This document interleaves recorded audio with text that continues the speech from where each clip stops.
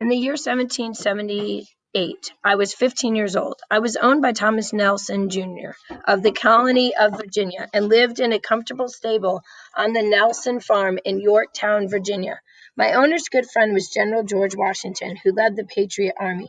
General Washington was one of the best horsemen in all the 13 colonies. Washington had spent many hours riding horses during fox hunts during his boyhood. Sometimes a hunt would last 7 or 8 hours as Washington and his friends hunted foxes through the woods.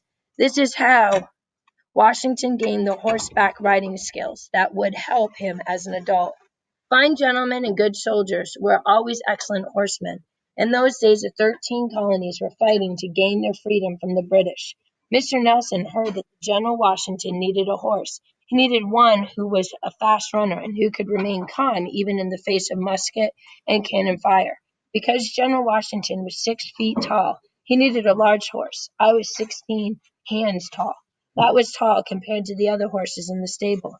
Mr. Nelson decided to send me to General Washington as a gift. I was honored to enter the war for freedom as General Washington's horse. When I arrived in New York, where the General Washington was stationed, he patted my flanks and fed me carrot. As I chomped its sweet goodness, he gently stroked my soft muzzle, and I knew we would be good friends.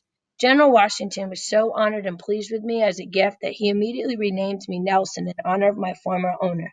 Not long after, my stallmate informed me that we were heading south that day, back toward my home of Yorktown. The enemy, led by General Cornwallis of the British Army, had taken over the fort of Yorktown.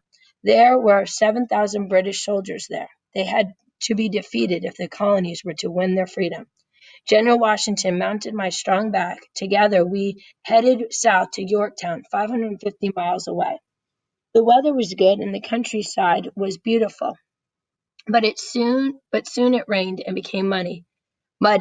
Wagons carrying weapons supplies became stuck in the mud. Soldiers on foot became cold and weary in the rain. Fortunately, colonists along the way offered food, drink, and even music as a caravan of soldiers marched by.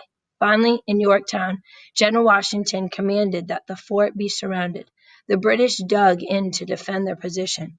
Carrying General Washington on my back, we rode to the front lines of our beloved Patriot Army. General Washington dismounted me. He fired the first cannon shot of the siege toward the British. For 3 long months, I was proud to carry George Washington as he led the Patriot Army to weaken the British.